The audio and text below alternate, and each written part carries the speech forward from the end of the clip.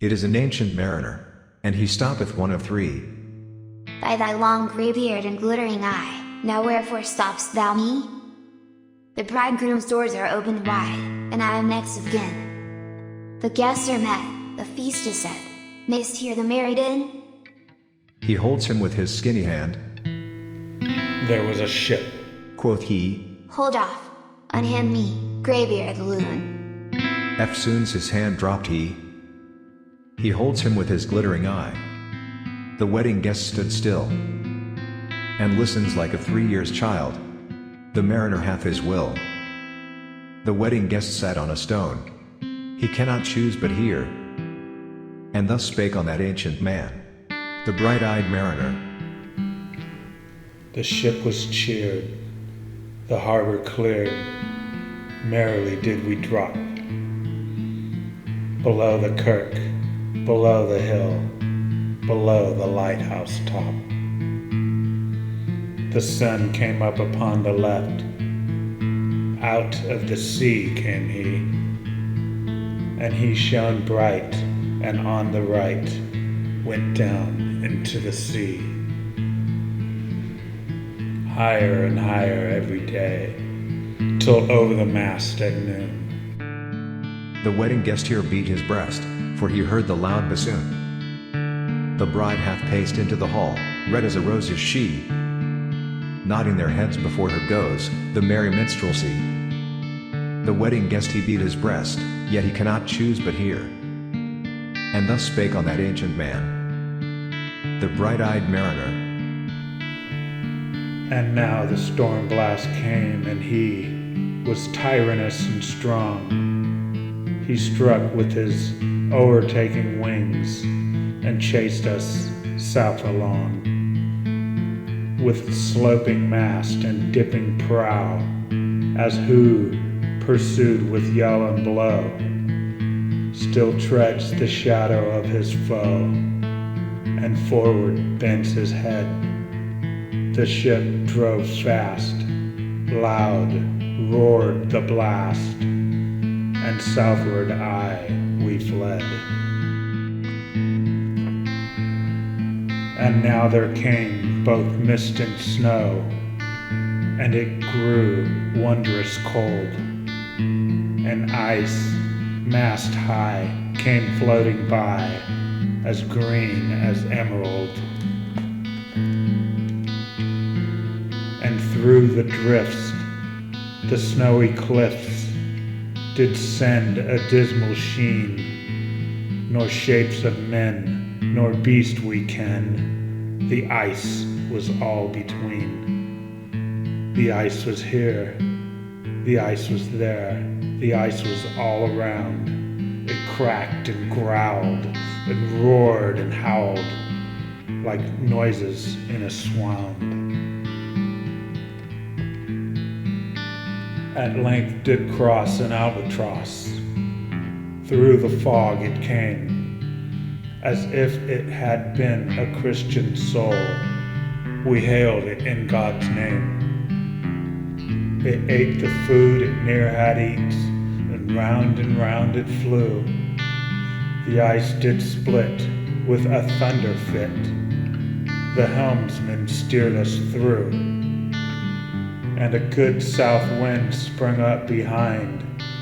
The albatross did follow, and every day, for food or play, came to the mariner's hollow. In mist or cloud, on mast or shroud, it perched for vespers 9, while all's the night, through fog smoke white, glimmered the white moonshine.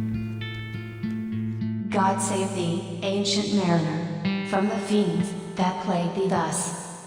Why look'st thou so? With my crossbow, I shot the albatross.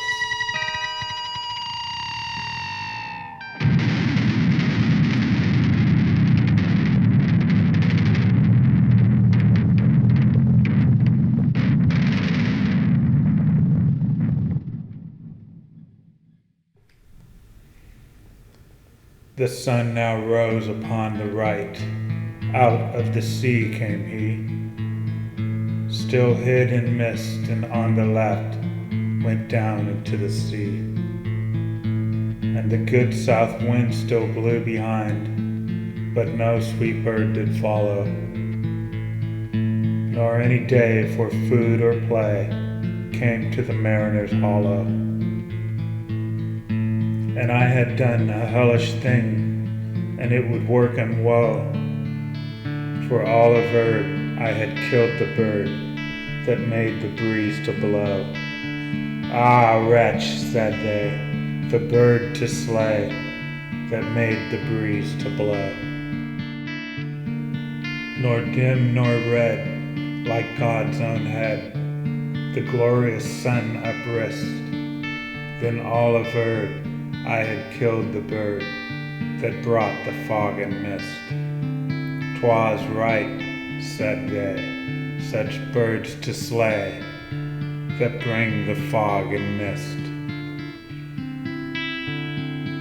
The fair breeze blew, the white foam flew, the furrow followed free. We were the first that ever burst into that silent sea. Dropped down the breeze, the sails dropped down. 'Twas sad as sad could be, and we did speak only to break the silence of the sea. All in a hot and copper sky, the bloody sun at noon, right up above the mast did stand, no bigger than the moon. Day after day after day, we stuck, nor breath nor motion, as idle as a painted ship upon a painted ocean. Water, water everywhere, and all the boards did shrink. Water, water everywhere, nor any drop to drink. The very deep did rot, O Christ, that ever this should be. Yeah, slimy things did crawl with legs upon the slimy sea. About, in reel and rout, the death fires danced at night. The water, like a witch's oils, burnt green and blue and white. And some in dreams assured were of the spirit that plagued us so. 9 fathom deep he had followed us from the land of mist and snow. And every tongue who uttered rot was withered at the root. We could not speak, no more than if we had all been choked with soot. Ah, well a day, what evil looks had I from old and young. Instead of the cross, the albatross about my neck was hung.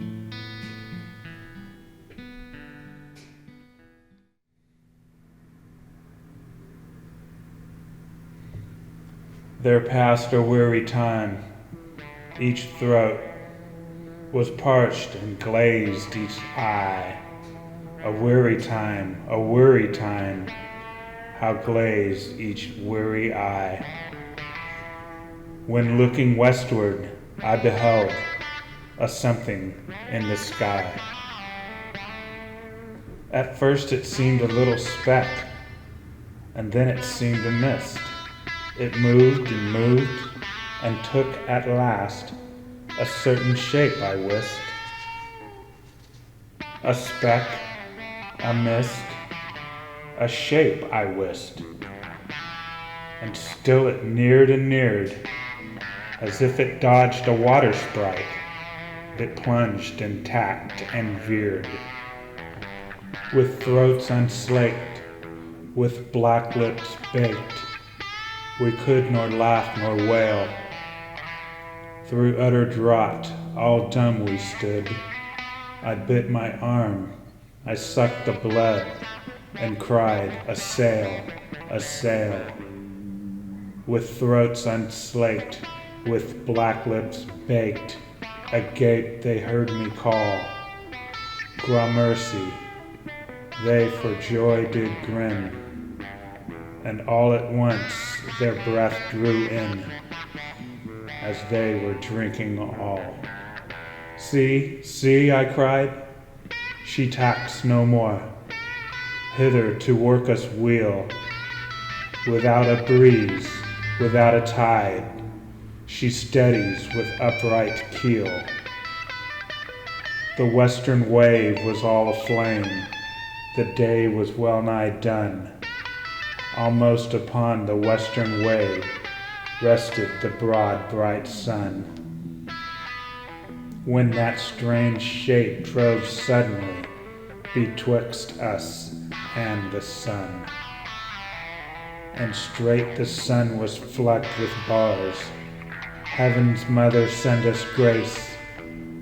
As if through a dungeon grate he peered, with broad and burning face. Alas, thought I, and my heart beat loud, how fast she nears and nears. Are those her sails that glance in the sun, like restless gossamers?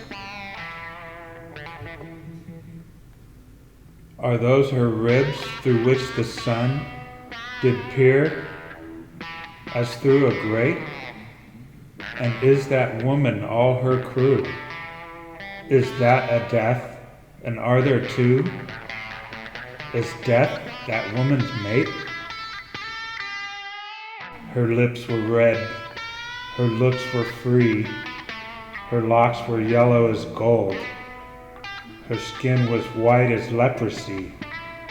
The nightmare life and death was she, who thicks man's blood with cold.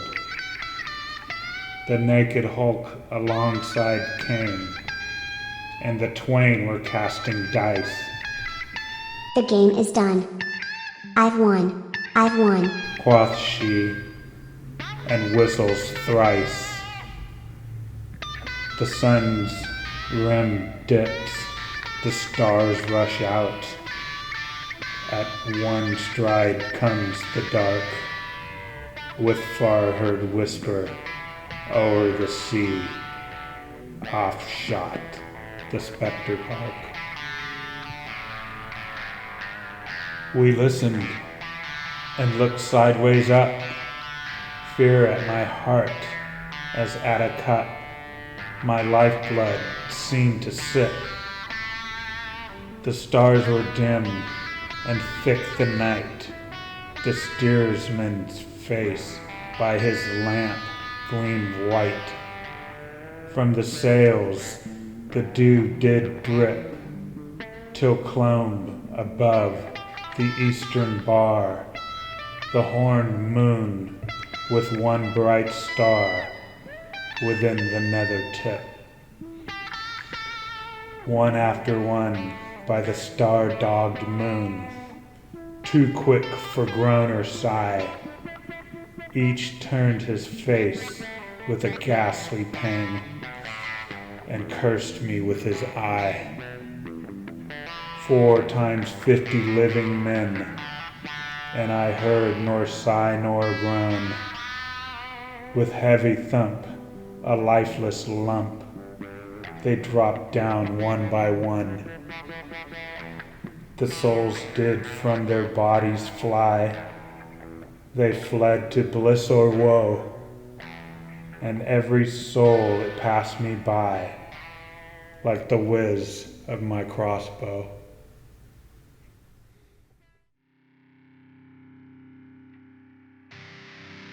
I fear thee, ancient mariner, I fear thy skinny hand. And thou art long, and lank, and brown, as is the ribbed sea sand. I fear thee in thy glittering eye, and thy skinny hand, so brown. Fear not, thou wedding guest, this body dropped not down. Alone, alone, all alone, alone on a wide, wide sea, and never a saint took pity on my soul in agony. The many men so beautiful, and they all dead did lie, and 1,000 slimy things lived on, and so did I. I looked upon the rotting sea, and drew my eyes away. I looked upon the rotting deck, and there the dead men lay. I looked to heaven and tried to pray, but or ever a prayer had gushed, a wicked whisper came and made my heart as dry as dust. I closed my lids and kept them closed, and the balls like pulses beat, for the sky and the sea, and the sea and the sky lay like a load on my weary eye, and the dead were at my feet. The cold sweat melted from their limbs, nor rot nor reek did they. The look with which they looked on me had never passed away. An orphan's curse would drag to hell a spirit from on high, but oh, more horrible than that is the curse in a dead man's eye. 7 days and 7 nights I saw that curse, and yet I could not die. The moving moon went up the sky, and nowhere did abide. Softly she was going up, and a star or two beside. Her beams bemocked the sultry main, like April o'er frost spread. But where the ship's huge shadow lay, the charmed water burnt alway, a still and awful red. Beyond the shadow of the ship, I watched the water snakes. They moved in tracks of shining white, and when they reared, the elfish light fell off in hoary flakes. Within the shadow of the ship, I watched their rich attire, blue, glossy green, and velvet black. They coiled and swam, and every track was a flash of golden fire. Oh, happy living things, no tongue their beauty might declare. A spring of love gushed from my heart, and I blessed them unaware. Sure, my kind saint took pity on me, and I blessed them unaware. The self-same moment I could pray, and from my neck so free, the albatross fell off and sank like lead into the sea.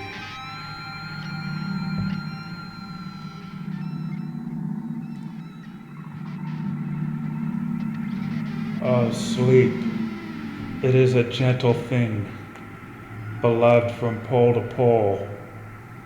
To Mary Queen the praise be given. She sent the gentle sleep from heaven that slid into my soul. The silly buckets on the deck that had so long remained, I dreamt that they were filled with dew, and when I awoke it rained.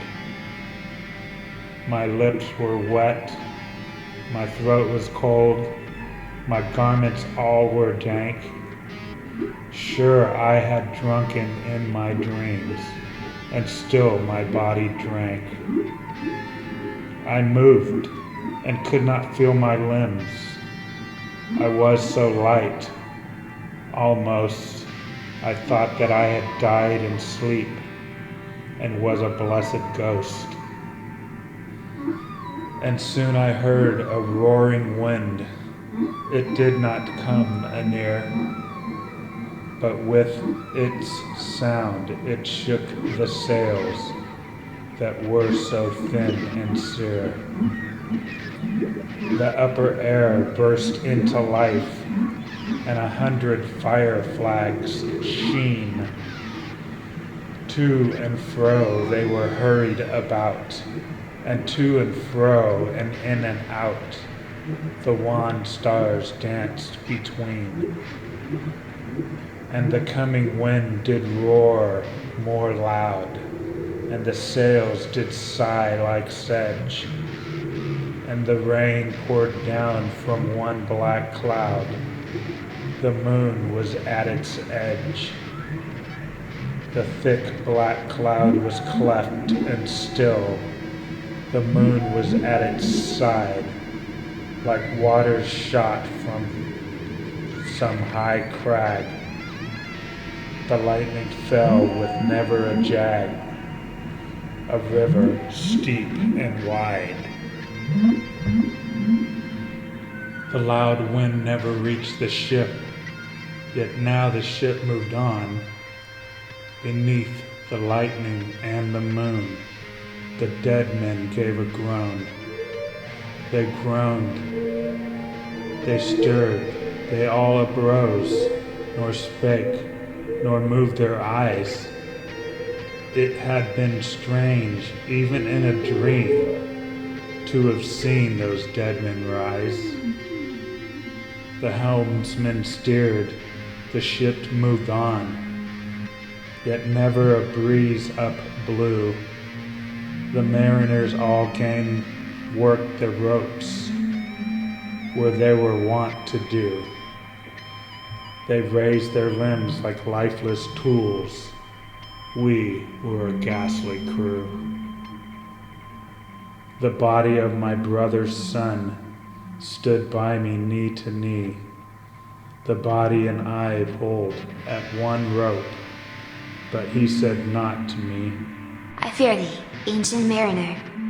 Be calm, thou wedding guest. 'Twas not those souls that fled in pain, which to their courses came again, but a troop of spirits blessed. For when it dawned, they dropped their arms and clustered round the mast.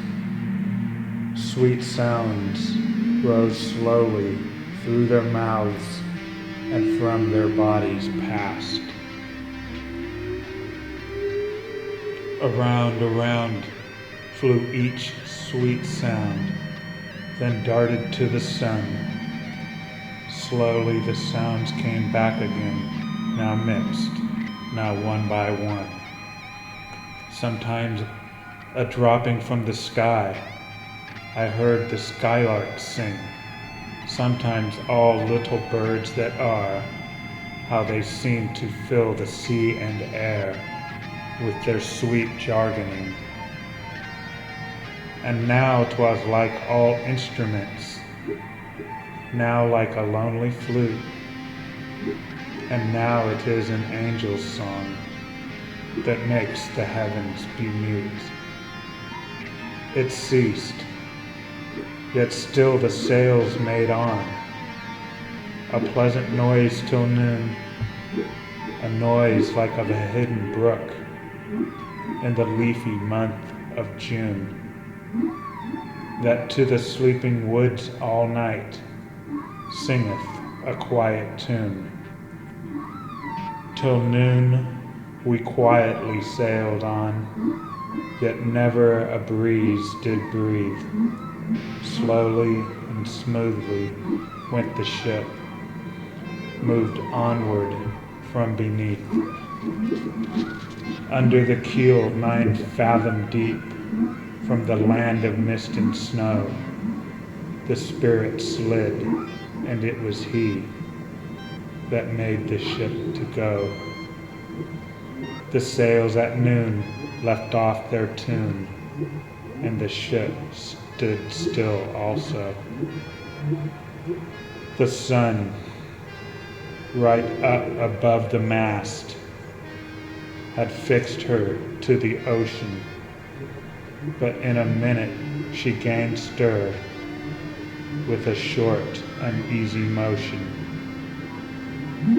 backwards and forwards, half her length, with a short, uneasy motion. Then, like a pawing horse let go, she made a sudden bound.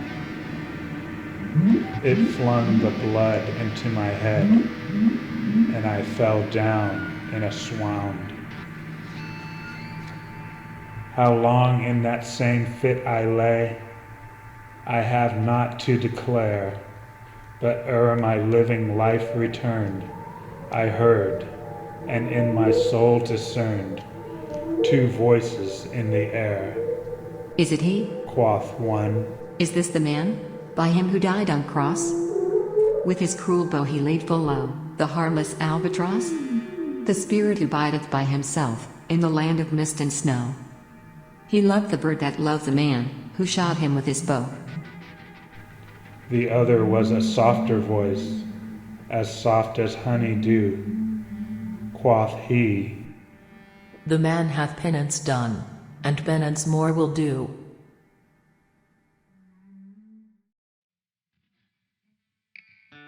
But tell me, speak again, thy soft response renewing. What makes that ship drive on so fast? What is the ocean doing? Still as a slave before his lord, the ocean hath no blast, his great bright eye most silently, up to the moon is cast. If he may know which way to go, for she guides him smooth or grim. See, brother, see, how graciously she looketh down on him. But why drives on that ship so fast, without a wave or wind? The air is cut away before, and closes from behind. Fly, brother, fly, more high, or we shall be belated, for slow and slow that ship will go, when the mariner's trance is abated. I woke, and we were sailing on, as in a gentle weather. 'Twas night, calm night, the moon was high, the dead men stood together. All stood together on the deck, for a charnel dungeon fitter. All fixed on me their stony eyes, that in the moon did glitter. The pang, the curse, with which they died, had never passed away. I could not draw my eyes from theirs, nor turn them up to pray. And now the spell was snapped once more. I viewed the ocean green, and looked far forth, yet little saw of what had else been seen. Like one that on a lonesome road doth walk in fear and dread, and having once turned round walks on, and turns no more his head, because he knows a frightful fiend doth close behind him tread. But soon there breathed a wind on me, nor sound nor motion made. Its path was not upon the sea, in ripple or in shade. It raised my hair, it fanned my cheek, like a meadow gale of spring. It mingled strangely with my fears, yet it felt like a welcoming. Swiftly, swiftly flew the ship, yet she sailed softly too. Sweetly, sweetly blew the breeze, on me alone it blew. Oh, dream of joy, is this indeed the lighthouse top I see? Is this the hill? Is this the kirk? Is this mine own country? We drifted o'er the harbor bar, and I with sobs did pray, Oh, let me be awake, my God, or let me sleep alway. The harbor bay was clear as glass, so smoothly it was strewn, and on the bay the moonlight lay, and the shadow of the moon. The rock shone bright, the kirk no less, that stands above the rock, the moonlight steeped in silentness, the steady weathercock. And the bay was white with silent light, till rising from the same, full many shapes that shadows were, in crimson colors came. A little distance from the prow, those crimson shadows were. I turned my eyes upon the deck. Oh Christ, what I saw there. Each course lay flat, lifeless and flat, and by the holy rood, a man all light, a seraph man, on every course there stood. This seraph band, each waved his hand. It was a heavenly sight. They stood as signals to the land, each one a lovely light. This seraph band, each waved his hand. No voice did they impart, no voice, but the silence sank like music on my heart. But soon I heard the dash of oars, I heard the pilot's cheer. My head was turned perforce away, and I saw a boat appear. The pilot and the pilot's boy, I heard them coming fast. Dear Lord in heaven, it was a joy the dead men could not blast. I saw a third, I heard his voice. It is the hermit good. He singeth loud his godly hymns that he makes in the wood. He'll shrieve my soul, he'll wash away the albatross's blood.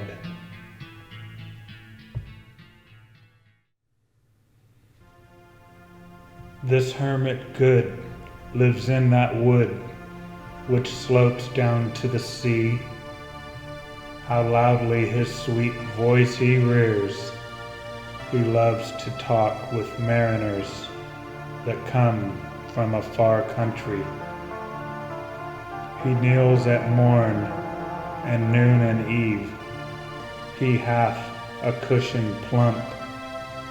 It is the moss that wholly hides the rotted old oak stump. The skiff boat neared. I heard them talk. Why, this is strange, I trow. Where are those lights so many and fair, that signal made but now? Strange, by my faith, the hermit said. And they answered not our cheer. The planks looked warped, and see those sails, how thin they are and sere. I never saw aught like to them, unless perchance it were brown skeletons of leaves that lag my forest brook along, when the ivy tod is heavy with snow, and Eolet weeps to the wolf below, that eats the she-wolf's young. Dear Lord, it hath a fiendish look. The pilot made reply. I am afeard. Push on, said the hermit cheerily. The boat came closer to the ship, but I nor spake nor stirred. The boat came close beneath the ship, and straight a sound was heard. Under the water it rumbled on, still louder and more dread. It reached the ship, it split the bay, the ship went down like lead. Stunned by that loud and dreadful sound, which sky and ocean smote, like one that hath been 7 days drowned, my body lay afloat. But swift as dreams myself I found within the pilot's boat. Upon the whirl where sank the ship, the boat spun round and round, and all was still, save that the hill was telling of the sound. I moved my lips, the pilot shrieked, and fell down in a fit. The holy hermit raised his eyes, and prayed where he did sit. I took the oars, the pilot's boy, who now doth crazy go, laughed loud and long, and all the while his eyes went to and fro. Ha, ha, Quoth he, full plain I see, the devil knows how to row. and now, all in my own country, I stood on the firm land. The hermit stepped forth from the boat, and scarcely he could stand. Oh, shrieve me, holy man. The hermit crossed his brow. Sacred, Quoth he, I bid thee say, what manner of man art thou? forthwith this frame of mine was wrenched with a woeful agony, which forced me to begin my tale, and then it left me free. Since then, at an uncertain hour, that agony returns, until my ghastly tale is told, this heart within me burns. I pass, like night, from land to land. I have strange power of speech. That moment that his face I see, I know the man that must hear me. To him my tale I teach. What loud uproar burst from that door? The wedding guests are there, but in the garden bower the bride and bridemaids singing are. And hark, the little vesper bell, which biddeth me to prayer. O wedding guest, this soul hath been alone on a wide, wide sea. So lonely 'twas that God himself scarce seemed there to be. O sweeter than the marriage feast, 'tis sweeter far to me to walk together to the kirk with a goodly company, to walk together to the kirk and all together pray, while each to his great Father bends, old men and babes and loving friends, and youths and maidens gay. Farewell, farewell, but this I tell to thee, thou wedding guest, he prayeth well who loveth well, both man and bird and beast. He prayeth best who loveth best all things both great and small, for the dear God who loveth us, he made and loveth all. The mariner, whose eye is bright, whose beard with age is o'er, is gone, and now the wedding guest turned from the bridegroom's door. He went like one that hath been stunned, and is of sense forlorn. A sadder and a wiser man, he rose the morrow more.